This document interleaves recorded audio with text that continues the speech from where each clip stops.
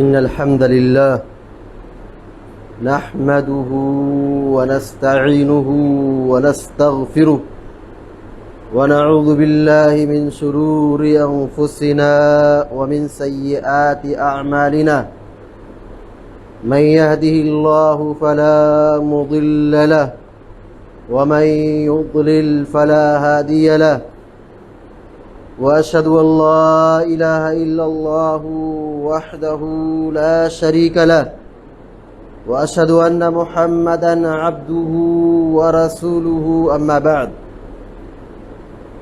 فإن خير الحديث كتاب الله وخير الهدي هدي محمد صلى الله عليه وسلم وشر الأمور محدثاتها وكل محدثة بدعة وكل بدعة ضلالة وكل ضلالة في النار. أعوذ بالله من الشيطان الرجيم. بسم الله الرحمن الرحيم. ألف لام ميم ذلك الكتاب لا ريب فيه.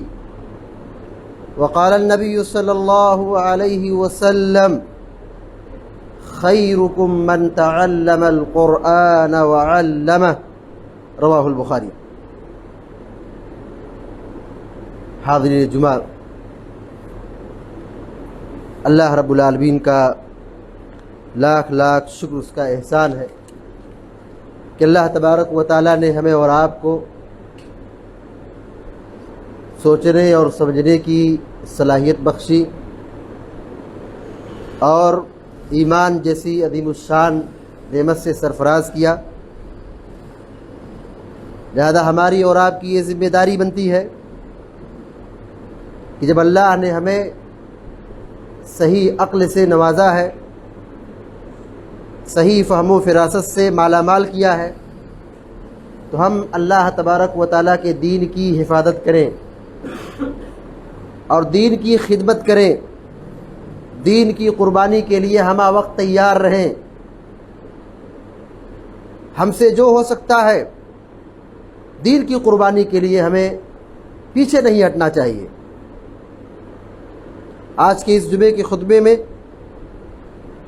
حافظ قرآن کا کیا مقام ہے، اس کی کیا فضیلت ہے، دنیا و آخرت میں اس کا کیا رتبہ ہے، اس موضوع کی وضاحت کی جائے گی.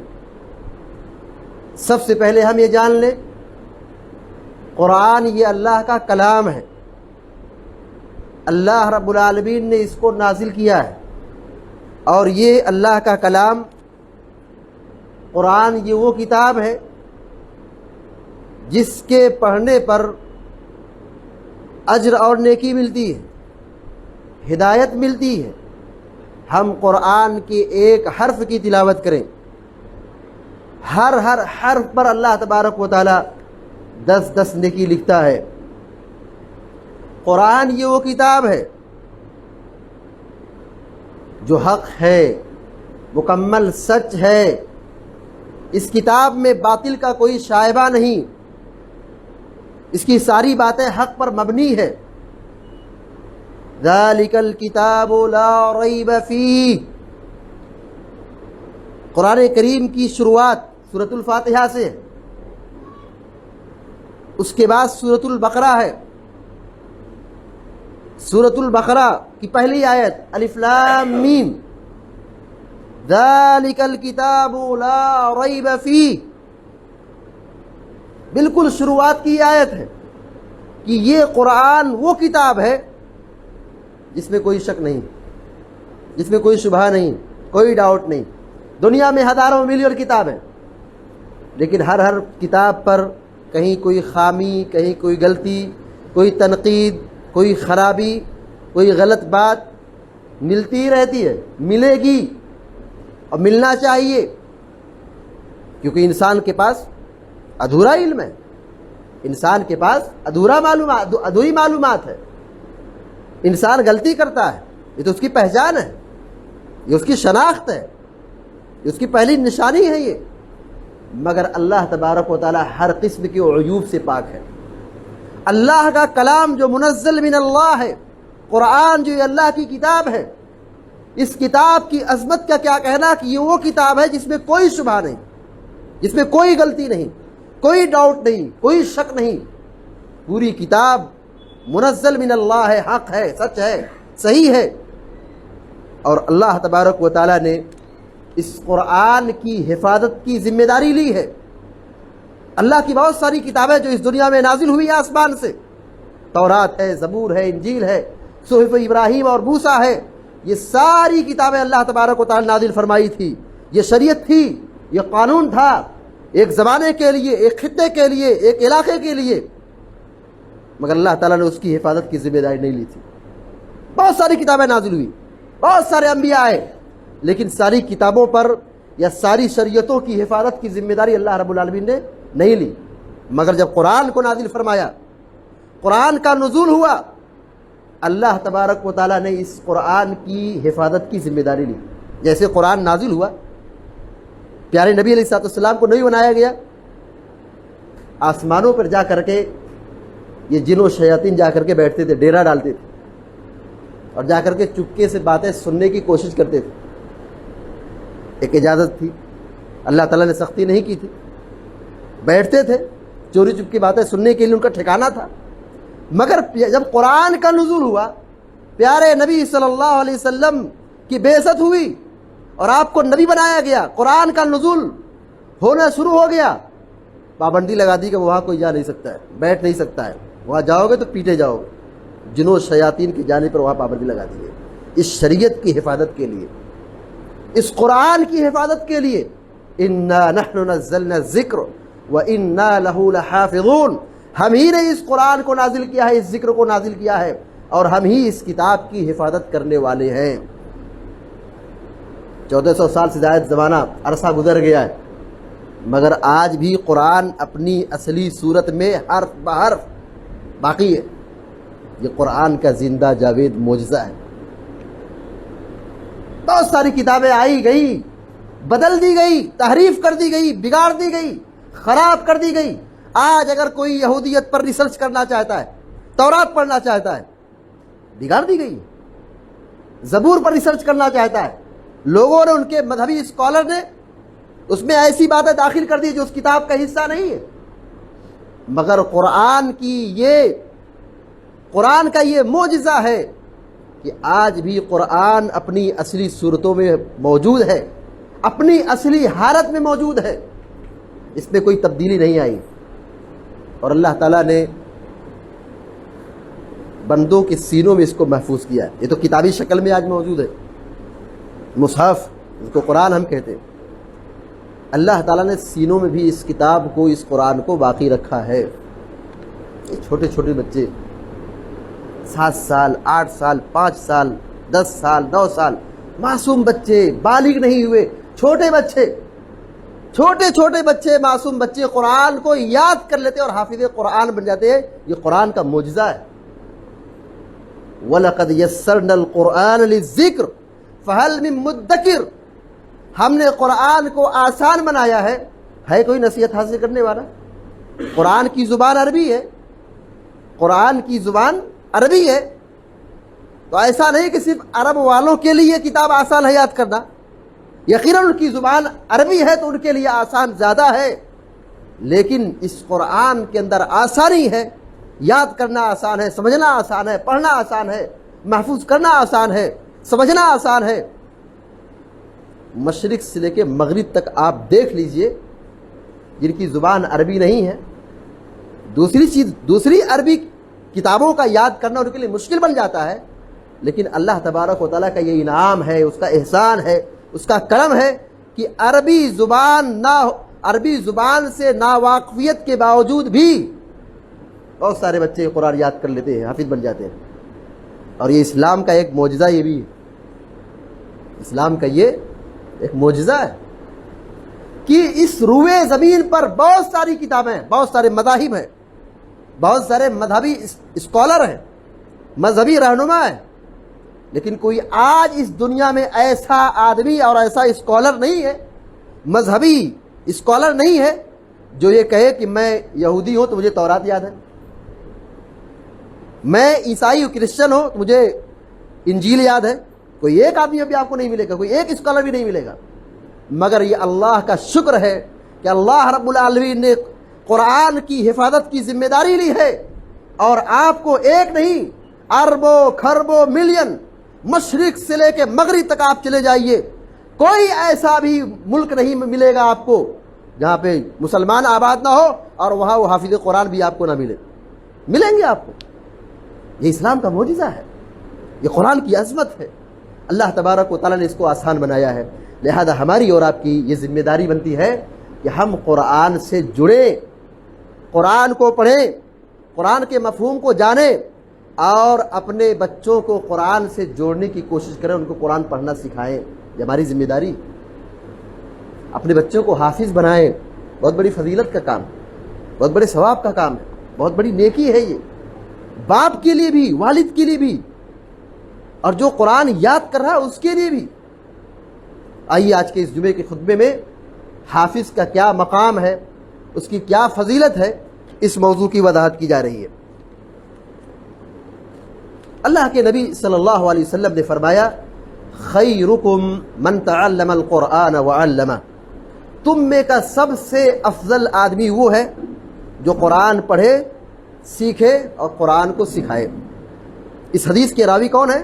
عثمان بن عفان رضی اللہ تعالیٰ عنہ، نبی علیہ الصلوۃ والسلام کے داماد، عشرہ مبشرہ میں سے، مہاجر ہیں، سابقین اولین میں سے، قرآن کے حافظ تھے۔ عثمان غنی رضی اللہ تعالیٰ عنہ قرآن کے حافظ تھے۔ اس حدیث کی روایت کرنے والے یہی ہیں، ان کا قرآن سے گہرا لگاؤ دیکھیے، قرآن پڑھنے کا شوق دیکھیے، حافظ قرآن تھے۔ مدینہ میں ان کو گھیر لیا گیا، ان کے گھر کو چاروں طرف سے بلوائیوں نے گھیر لیا اور ان کو شہید کرنے کے پیچھے پڑ گئے۔ جب بلوائیوں نے آپ کو شہید کیا، عثمان بن عفان رضی اللہ تعالیٰ عنہ روزے سے تھے اور قرآن کریم کی تلاوت کر رہے تھے۔ ان کی شہادت قرآن کی تلاوت کرتے ہوئے سورہ بقرہ کی تلاوت کر رہے تھے۔ فَسَيَكْفِيكَهُمُ اللَّهُ، اس لفظ پہ پہنچے، یہی آیت تلاوت کرتے یہیں پہ پہنچے کہ ان کو شہید کر دیا گیا۔ تو سب سے بہتر وہ شخص ہے جو قرآن کو پڑھے، قرآن کو سمجھے، قرآن کا علم حاصل کرے، قرآن کو یاد کرے اور دوسروں کو سکھائے، دوسروں کو سمجھائے، دوسروں کو نصیحت کرے، قرآن سکھائے۔ ایسا آدمی، ایسا شخص سماج اور معاشرے میں اللہ کی نگاہ میں سب سے بہتر ہے۔ سب سے بڑی ڈگری، سب سے بڑی ڈگری کیا ہے؟ قرآن کا علم حاصل کرنا ہے، قرآن کو یاد کرنا ہے، قرآن کو سمجھنا ہے۔ پیارے نبی صلی اللہ علیہ وسلم فرماتے ہیں یؤم القوم اقرأہم لکتاب اللہ، قوموں کی امامت وہ کرائے گا جس کو قرآن زیادہ یاد ہے، جو قرآن کا زیادہ قاری، قرآن کا علم جس کے پاس ہے، جو حافظ قرآن ہے۔ نماز پڑھانا، امامت کرنا، یہ کتنی بڑی ذمہ داری کا کام ہے۔ ہر ایرا گہرا آگے نہیں بڑھے گا، سسٹم ہے ہمارے پاس، نظام ہے ہمارے پاس، امامت کے کچھ ضابطے ہیں۔ قوموں کی امامت وہ کرے گا، نماز وہ پڑھائے گا جس کو قرآن کا گہرا علم ہو، قرآن کا حافظ ہو، قرآن کا قاری ہو، جانکار ہو، شریعت کا جانکار ہو، اللہ کی کتاب کا جانکار ہو، ایسا آدمی امامت کرتا ہے۔ اور امام قوم کا معزز ترین آدمی ہوتا ہے، اس کی عزت کی جاتی ہے، اس کا احترام کیا جاتا ہے۔ یہ اس کی قرآن کریم یاد کرنے کی فضیلت ہے، حافظ قرآن کی یہ فضیلت ہے کہ وہ قوموں کی امامت کرتا ہے۔ کیا غلام، کیا آزاد! اگر غلام بھی قرآن یاد کر لے تو اس کی قسمت بدل جاتی ہے۔ قوم کے اندر اگر کوئی غلام ہو اور وہ قرآن کا حافظ ہو تو وہ امام بن جاتا ہے، اس کو لوگ امامت کا درجہ دے دیتے، نماز پڑھانے کے لیے موقع دیتے، امام بنا دیتے۔ پیارے نبی صلی اللہ علیہ وسلم کی ہجرت سے پہلے قباء کے اندر، مدینہ کے اندر، سالم رضی اللہ تعالیٰ عنہ مولا حذیفہ یہ قباء کے اندر امامت کرتے تھے۔ کیوں امامت کرتے تھے؟ یہ غلام ہمارے اور آپ کی طرح آزاد نہیں تھے یہ غلام، لیکن وہ قرآن کے جانکار تھے۔ وَكَانَ أَكْثَرُهُمْ قُرْآنًا، بخاری کی روایت ہے کہ یہ ان میں قرآن کو سب سے زیادہ پڑھنے والے تھے، زیادہ یاد کرنے والے تھے۔ اس بنیاد پر وہ قرآن کے حفظ کی بنیاد پر، قرآن کو سمجھنے کی بنیاد پر ان کو قوم کا امام بنا دیا گیا تھا۔ اگر کہیں کوئی حادثہ ہو جائے، کئی لوگ دنیا سے چلے جائیں، تو سب کے لیے الگ الگ قبر بنانا مشکل ہے۔ تو شریعت کا یہ حکم ہے کہ ایک قبر میں 2 مردے، 3 مردے، 4 مردے ضرورت کے اعتبار سے ایک قبر میں دفن کرو۔ جنگ احد میں 70 صحابہ اکرام شہید کر دیے گئے، اور جنگ کے بعد مسلمانوں کی حالت تھی، ایک تو پیارے نبی صلی اللہ علیہ وسلم زخمی کر دیے گئے، اکثر صحابہ اکرام ڈھکے تھے، زخمی تھے، جسم چھلنی ہو چکا تھا اور کمزور ہو چکے تھے، اور سب کے لیے الگ الگ قبر بنانا بہت مشکل تھا۔ 70 صحابہ اکرام شہید ہو چکے ہیں، اور ایک وقت میں 70 قبر بنانا بہت مشکل کا کام ہے۔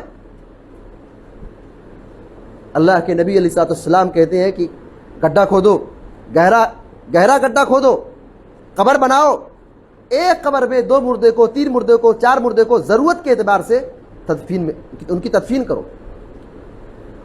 اور ایسے موقع پر جب ایک قبر میں 2 مردے، 3 مردے دفن کیے جائیں گے، سنت کیا ہے؟ تدفین کی سنت کیا ہے؟ اللہ کے نبی علیہ الصلوۃ والسلام پوچھتے تھے ایہم اکثر اخذا للقرآن، بخاری کی روایت ہے، صحابہ اکرام سے آپ پوچھتے تھے بتاؤ علم میں 2 آدمی لایا جاتا، 3 آدمی لایا جاتا، ایک قبر میں دفن کرنا ہے؟ آپ پوچھتے تھے ایہم اکثر اخذا للقرآن، بتاؤ اس میں سے قرآن کس کو زیادہ یاد ہے؟ قرآن کا حافظ کون ہے؟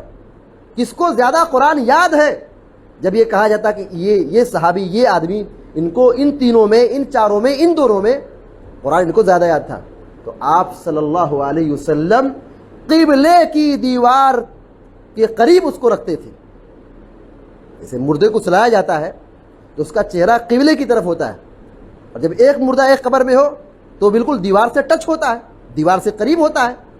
لیکن اگر 2 مردے دفن کیے جائیں تو قبلے کی دیوار، قبلے کی طرف اس کو پہلے رکھا جائے گا، آگے رکھا جائے گا، جو قرآن کا جانکار ہو، قرآن کا حافظ ہو۔ یہ سنت ہے۔ بتائیے اللہ رب العالمین نے یہ مقام، یہ درجہ یہاں عطا کیا ہے کہ اگر 2 آدمی ایک قبر میں دفن کیے جائیں تو ان میں قبلے کی دیوار پر، قبلے سے قریب اس کو رکھا جائے گا جو قرآن کا حافظ ہو۔ یہ مقام اور مرتبہ ہے۔ اس سے ہم اندازہ لگا سکتے ہیں کہ صحابہ اکرام قرآن کو یاد کرتے تھے اور یہ پہچانتے تھے کہ فلاں کو کتنا یاد ہے۔ سماج دیکھیے، فلاں کو کتنا یاد ہے، اس کو کتنا یاد ہے، اس کو کتنا یاد ہے، یہ جانتے تھے اور قرآن کو یاد کرتے تھے۔ اللہ کے نبی صلی اللہ علیہ وسلم حافظ قرآن کے مقام کو بیان فرماتے ہیں، اقرأ ورتقی ورتل کما کنت ترتل فی الدنیا فإن منزلتک عند آخر آیت تقرأ بها۔ سنن ترمذی کی صحیح روایت ہے، اللہ کے نبی علیہ الصلوۃ والسلام فرماتے ہیں کل قیامت کے دن حافظ قرآن سے کہا جائے گا پڑھو اور چڑھو، قرآن پڑھو اور چڑھو۔ جنت میں کہا جائے گا پڑھو اور جنت میں اونچے مقام پر چڑھو، پڑھتے جاؤ چڑھتے جاؤ، پڑھتے جاؤ اور چڑھتے جاؤ، اور ٹھہر ٹھہر کے پڑھو جیسے دنیا میں ٹھہر ٹھہر کے پڑھتے تھے۔ یاد رکھو تمہارا ٹھکانہ جنت میں، تمہارا مقام وہی ہوگا جہاں تم اپنی آخری آیت پڑھ کر کے مکمل کرو گے، جہاں تم آیت پڑھتے پڑھتے ٹھہر جاؤ گے، وہی تمہارا آخری ٹھکانہ ہوگا۔ یعنی بہت اعلیٰ مقام ہوگا حافظ کا۔ قرآن کریم میں کتنی آیتیں ہیں؟ قرآن کریم میں 6000 سے زیادہ آیتیں ہیں۔ اندازہ تو لگائیے کہ حافظ قرآن سے یہ کہا جا رہا پڑھو، پڑھتے جاؤ چڑھتے جاؤ، بلندی کی طرف چلتے جاؤ۔ تم جہاں اپنی آیت پڑھ کر کے مکمل کرو گے، جہاں تم پڑھ کر کے رک جاؤ گے، وہی تمہارا ٹھکانہ ہے جنت میں۔ اس سے یہ سبق ملتا ہے، یہ بات معلوم ہوتی ہے کہ جس کو جتنا زیادہ قرآن ہو اس کی اتنی فضیلت ہے۔ کسی کو 10 آیت یاد ہو، 100 آیت یاد ہو، 200 آیت یاد ہو، 400 آیت یاد ہو، 1000 آیت یاد ہو، جتنا زیادہ جس کو یاد ہوگا اسی کے اعتبار سے فضیلت ملے گی۔ جتنا یاد ہوگا اسی کے اعتبار سے اس کو جنت میں اعلیٰ ترین مقام حاصل ہوگا۔ اللہ کے نبی علیہ الصلوۃ والسلام حافظ قرآن کے حوالے سے مقام بیان فرماتے ہیں مثل الذی یقرأ القرآن وهو حافظ له مع السفرة الکرام البررہ، بخاری شریف کی روایت ہے۔ اللہ کے نبی علیہ الصلوۃ والسلام نے فرمایا، کہا کہ حافظ قرآن کی مثال یہ ہے کہ جو قرآن کریم کو پڑھتا ہے اور وہ قرآن کا حافظ ہے، قرآن کی حفاظت کرنے والا ہے، یاد کرنے والا ہے، قرآن کے مفہوم کو ادا کرنے والا ہے، اس کی حفاظت کرنے والا ہے، اس پر عمل کرنے والا ہے، تو قیامت کے دن وہ بزرگ ترین فرشتوں کے ساتھ رہے گا، فرشتوں کی صحبت اسے حاصل ہوگی۔ حافظ قرآن کا کیا مقام ہے؟ مکہ کے گورنر تھے حضرت عمر بن خطاب رضی اللہ تعالیٰ عنہ کے زمانے میں، نافع بن عبد الحارث، یہ مکہ کے گورنر تھے۔ تو ان کو اگر کہیں جانا ہوتا تھا، کسی کام کے لیے اگر ان کو کہیں نکلنا ہوتا تھا، تو نائب کن کو بناتے تھے؟ ابن ابزہ کو بناتے تھے۔ اگر وہ مکہ چھوڑ کے کہیں جا رہے ہیں تو اپنی ذمہ داری کس کو دیتے تھے؟ ابن ابزہ کو دیتے تھے۔ ایک مرتبہ وہ ذمہ داری دے کر کے نکلے، مقام عثفان میں، مکہ سے قریب ایک جگہ کا نام ہے، ملاقات ہو گئی حضرت عمر رضی اللہ تعالیٰ عنہ سے۔ حضرت عمر رضی اللہ خلیفہ وقت تھے، پوچھا کہاں جا رہے ہو؟ بتایا فلاں جگہ جا رہا ہوں۔ کہا تم مکہ کے گورنر، تم مکہ چھوڑ کے جا رہے ہو، اپنی ذمہ داری بتاؤ کس کو دی ہے؟ گورنر تم تھے اور تم یہاں سے جا رہے ہو مکہ چھوڑ کر کے، تم اپنی ذمہ داری کس کو دی ہے؟ اپنا نائب کس کو بنایا ہے؟ کہا میں نے ابن ابزہ کو بنایا ہے۔ ابن ابزہ کو بنایا۔ کہا ابن ابزہ کون ہے؟ ان کی خاصیت کیا ہے؟ کون ہے یہ؟ کہا یہ غلام ہے، غور کریں حافظ قرآن کا مقام۔ کہا یہ غلام ہے، قرآن کے قاری ہے، قرآن کے حافظ ہیں، دین کے جانکار ہیں، وراثت کے ایکسپرٹ ہیں، کس کو کتنا حصہ ملے گا، وراثت میں کس کو کتنا حصہ ملے گا، اس کے ماہر غلام تو ہیں، لیکن ان غلام ہونے کے ساتھ ساتھ یہ حافظ قرآن ہے، قاری قرآن ہے، دین کے ماہر ہیں، شریعت کے جانکار ہیں، اور وراثت کے معاملے میں ان کو گہرا علم ہے۔ تب حضرت عمر بن خطاب رضی اللہ تعالیٰ عنہ نے حدیث پڑھ کے سنائی، ان اللہ یرفع بہذا الکتاب اقواما ویضع بہ آخرین۔ کہا اللہ کے نبی علیہ الصلوۃ والسلام نے کہا تھا کہ اس کتاب کے ذریعے سے کچھ لوگوں کو اللہ تعالیٰ عزت عطا کرے گا، کچھ لوگوں کو اللہ تعالیٰ اس کتاب کے ذریعے سے عزت عطا کرے گا، اور کچھ لوگوں کو اللہ ذلیل کر دے گا۔